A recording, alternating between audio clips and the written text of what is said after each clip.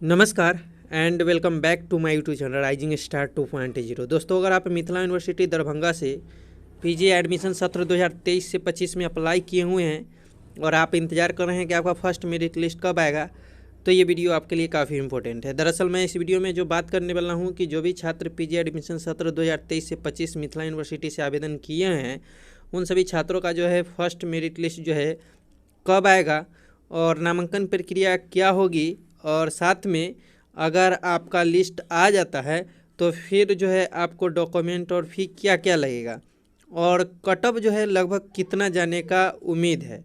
तो सारी बातों को अच्छे से समझने के लिए वीडियो को कम्प्लीटली ज़रूर देखिएगा और आगे की जानकारी के लिए हमारे चैनल को ज़रूर सब्सक्राइब कर लीजिएगा। तो चलिए दोस्तों, हम स्टार्ट करते हैं और आपको सारी बात जो है बताते हैं।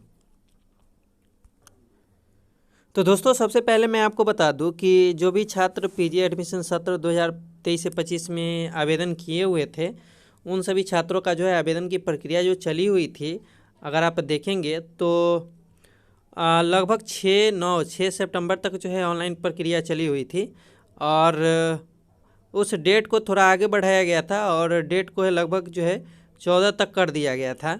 और उसके आधार पे जो है यहाँ पे जो उनका प्रोविजनल मेरिट लिस्ट जो होता है, यानी कि सुधार उधार करने के लिए जो पहले मेरिट लिस्ट जारी किया जाता है, वो 9/9/2023 को जारी किया गया है। और अगर आप देख लेंगे कि उसमें आपका जो है सब डिटेल सही है या कुछ जो है गलती है, अगर गलती है तो आप जो है सुधार करवाने का जो समय था वो फ़िलहाल तो 10 और 11 को ही था, लेकिन यहाँ पे जो है फ़िलहाल उसे बंद कर दिया गया है। लेकिन आगे हो सकता है फिर से पोर्टल ओपन करे, लेकिन जो सुधार का समय था 10 और 11 सितंबर को था। ठीक है, यहाँ पे 11/3 दिया गया है, लेकिन 11/3 नहीं है बल्कि ये जो है 11/9 है। अब हम बात कर लेते हैं कि फर्स्ट मेरिट लिस्ट आपका क्या कब जारी होगा। तो यहाँ पे अगर आप देखेंगे तो जो publication of first selection list है वो 16/9/2023 को है, यानी कि आज 15 तारीख है, कल जो है सभी छात्रों का फर्स्ट मेरिट लिस्ट जो है जारी किया जाएगा। और यहाँ पे अगर आप देखेंगे तो जो फर्स्ट मेरिट लिस्ट के आधार पे जो एडमिशन की प्रक्रिया होगी वो 18/9 से लेकर के 21/9 तक चलेगी। और जो इन सभी छात्रों का जो क्लास स्टार्ट होगा वो 25 तारीख से स्टार्ट हो जाएगा। ये बात आप समझ लीजिए, आपको क्लास करना पड़ेगा, कंपलसरी अब कर दिया गया है। तो अगर आप पीजी में एडमिशन लेते हैं रेगुलर से तो फिर आपको क्लास जो है करना पड़ेगा, जो कि 25/9/2023 से स्टार्ट हो जाएगा फर्स्ट मेरिट लिस्ट वाले छात्रों का।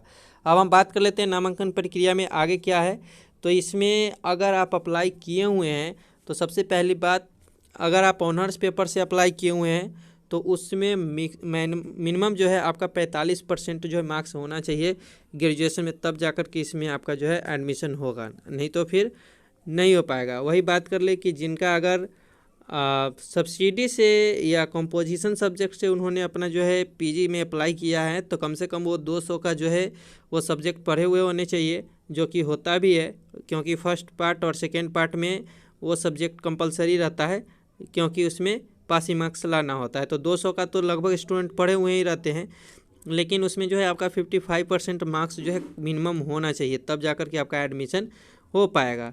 वही बात कर ले एटलीट सब्जेक्ट, मतलब जो BA बीटेक बायोटेक ये सबसे अगर है तो उन सभी छात्रों का भी यहाँ पे 55% नंबर चाहिए। तो ये तो हो गया। अब हम बात कर लेते हैं कि फ़ी की। तो फ़ी जो बात अगर करें तो यहाँ पे ऑनलाइन में तो आपको 750 ही लगा रहा था, लेकिन अगर आप कॉलेज में जाएंगे तो कॉलेज के हिसाब से आपको जो है फ़ी अलग अलग लिया जा सकता है। सारे सब्जेक्ट का 3,000 से लेकर के 4,000 के बीच में आपकी जो है फ़ी लगने वाली है एडमिशन के समय कॉलेज में।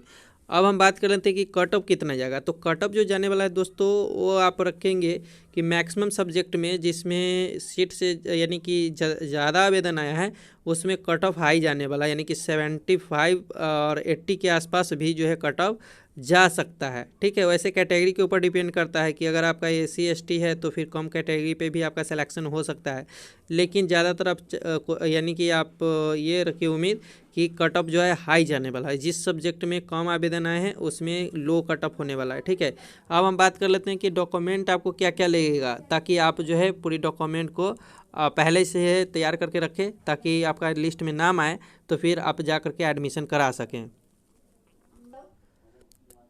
अब डॉक्यूमेंट की बात करें तो सबसे पहले तो आपको डॉक्यूमेंट लगेगा मेरिट लिस्ट के बाद कॉलेज में जाएंगे नामांकन के लिए। तो आपको यहाँ पे ग्रेजुएशन पार्ट 3 का मार्कशीट रहना चाहिए आपके पास।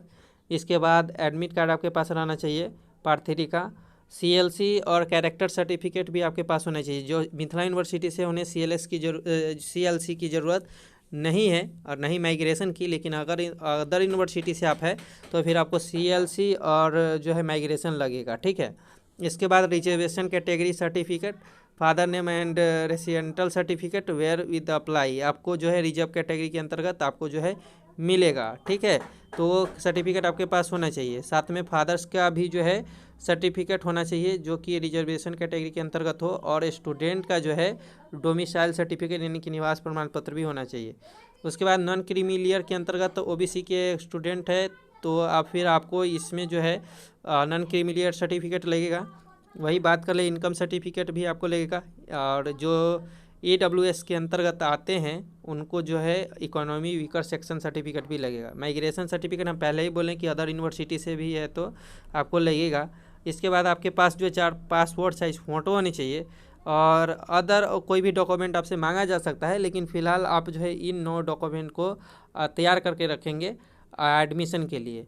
तो कल जब मेरिट लिस्ट जारी होगी तो उसकी भी जो है सूचना आपको हमारे चैनल के माध्यम से मिल जाएगी। तो आप जाकर के मेरिट लिस्ट डाउनलोड कैसे करेंगे ये भी अब मैं बता दूंगा। तो मेरिट लिस्ट डाउनलोड करके आप जो है कॉलेज में जाकर के एडमिशन करवा सकते हैं। तो आई होप ये जानकारी आपको पसंद आई होगी। पसंद आई हो तो लाइक करें, शेयर करें। कोई क्वेश्चन है तो कमेंट करके पूछ सकते हैं। मिलते हैं अगले वीडियो में, जब तक के लिए जय हिंद।